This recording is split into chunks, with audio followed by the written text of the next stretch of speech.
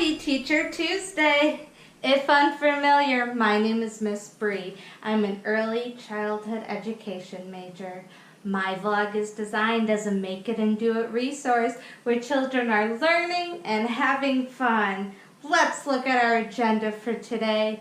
Today we will be doing letter F, activities. We will be going on a farm field trip. Yay! Field trips will be a new segment from time to time. Field trips are a great way for children to get a hands-on learning experience and also expose them to things outside their norm, beyond the house and beyond the classroom. Let's get going on this field trip. I am all packed and ready to go. What? A plant? A pillow? I'm not spending the night. It's only a couple-hour field trip. And really, a vacuum cleaner? I'm going to try this again. 3, 2, 1. Much better. All ready to go. Let's get rolling.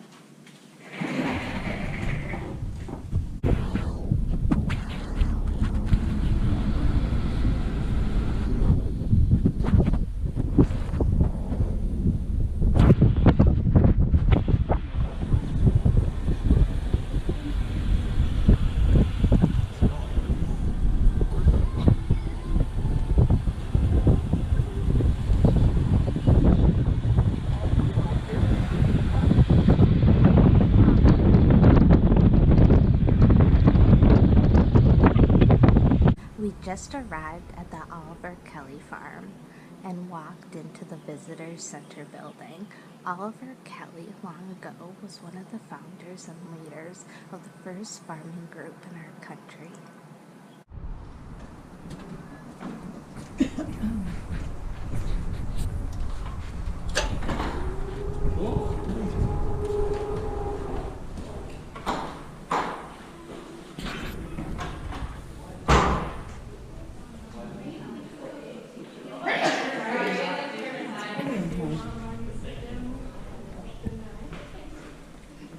We first visit the learning kitchen, where the interpreter prepared 3 dishes using fresh spring fruits and vegetables to test taste. Take a look.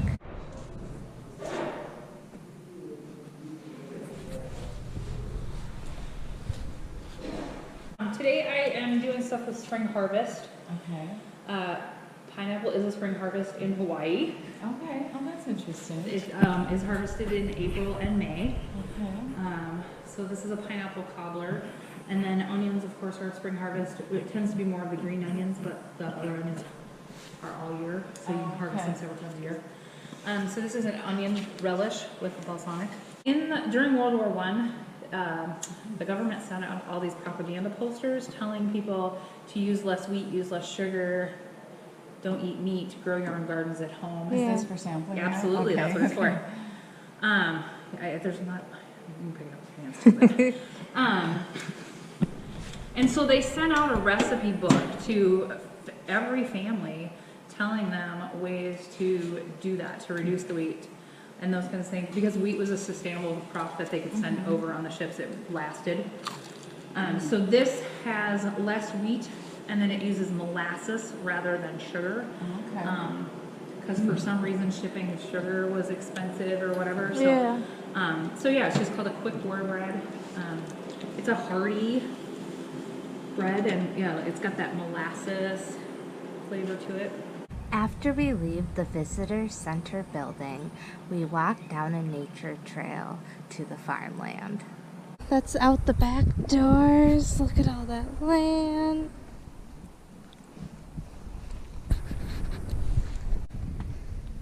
So, let's see, I'll try to get out of it. There's a visitor center, that's where we went. Now we're headed here. There's a farm trail view. Mississippi River and Woodlands Trail, Prairie Trail. Nice. It's a map of the whole place. And now I gotta catch up. It's very beautiful out here and peaceful. You don't hear a whole lot, except some animals.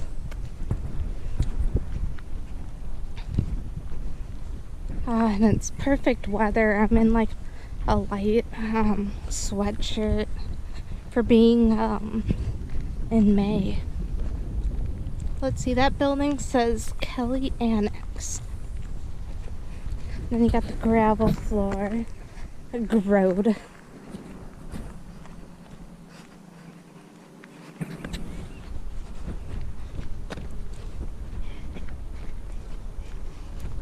Yeah, beautiful. Oh, so pretty.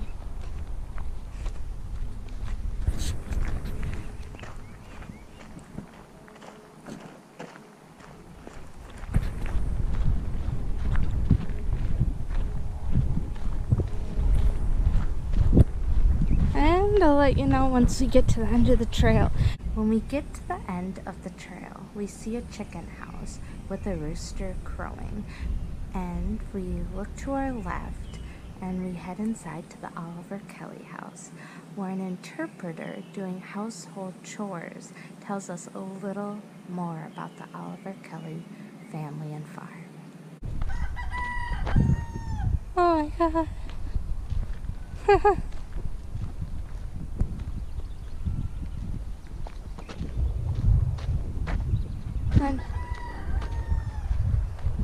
And here's the house.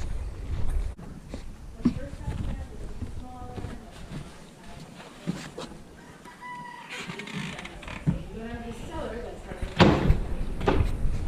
then he started this one in 1876. And then he actually got to the outside and finished the back couple of rooms that we use the most. And in the middle of production, he changed his plan. He actually stopped putting any more into the house, picked up and ended up moving most of his family to Florida and began building a town. So he was, land was really cheap there. And he had actually been already at that point helped to found the Grange. It had grown quite a bit. It reached its peak membership. And then there was this little bit of a riff in the Grange, and Kelley was outvoted by a few things, so he was frustrated. So he stepped out of his position as treasurer, stopped production of the house, moved to Florida, and began building towns. But his two oldest daughters, Julia and Frances, took over the farm. They ran it during the growing season. They went to Florida in the wintertime. Oh. And they're 18 and 20 when they started. And this was their room right here. Oh. Mm-hmm. And then after just about 1901, when he sold the property, the next family's. This is where they spent most of their time. When it turns 90, it's not so nice. But, you know. Yeah. Oh yeah. Yeah, today's perfect.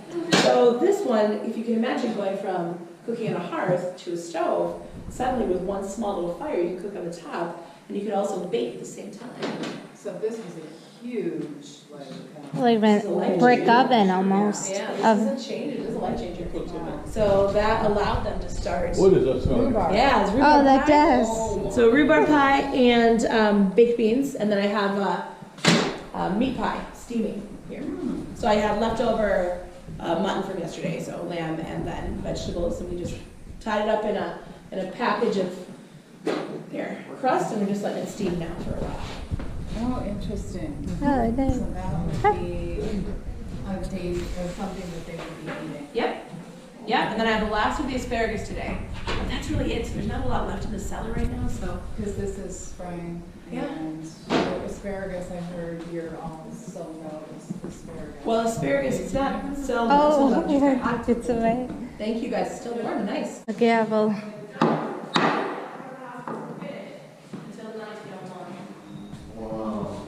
We then go downstairs in the basement to the root cellar, a dark and cold storage area for food in the winter. Oh, down the cellar. Spooky. It's like stone. Yeah, it is cool. Cool temperature. Oh, a barrel? Oh, there's potatoes. Oh yeah. I can't. And then I'll come over there. Onions. Thank you. A whole secret thing of onions.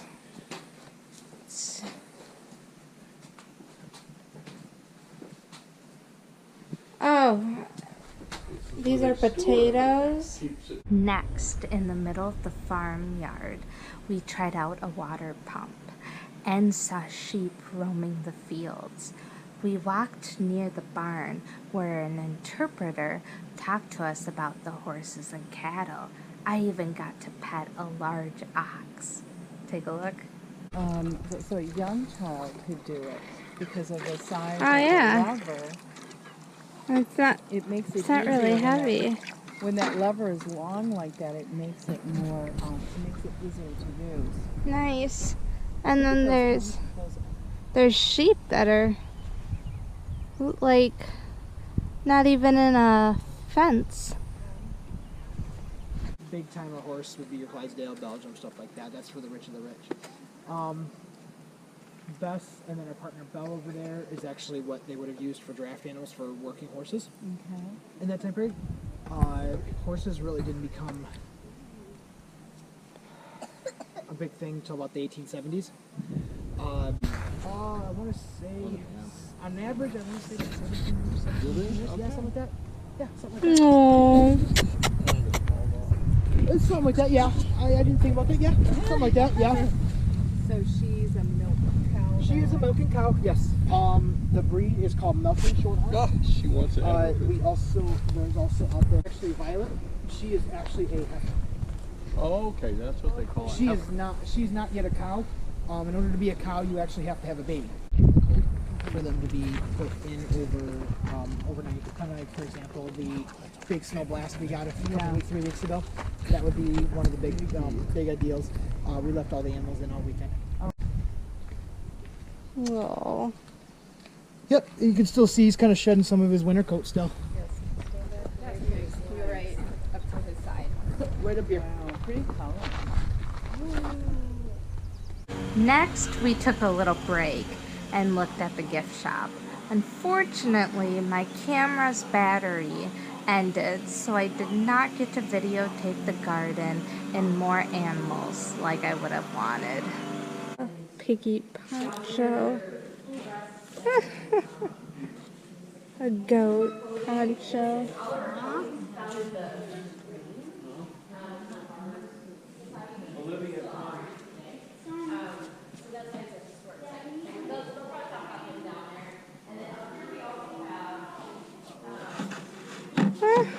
It's a pig with wings. I wonder what it is. It's a flying pig Waterton.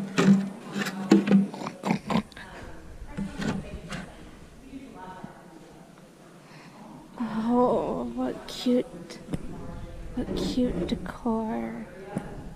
Cute, they have such a cute gift shop.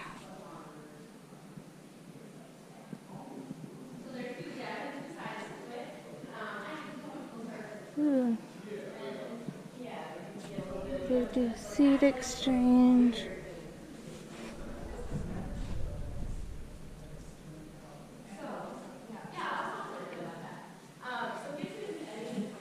Wild chokeberry jelly. Chokeberry.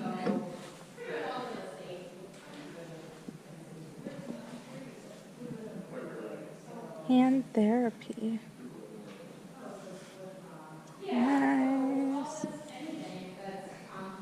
I hope you enjoyed the field trip to the farm and also inspired families and teachers to go beyond the house and classroom doors, taking the children on a hands-on learning experience. Thank you for watching. Please subscribe to my channel, and I will see you next week on Teacher Tuesday.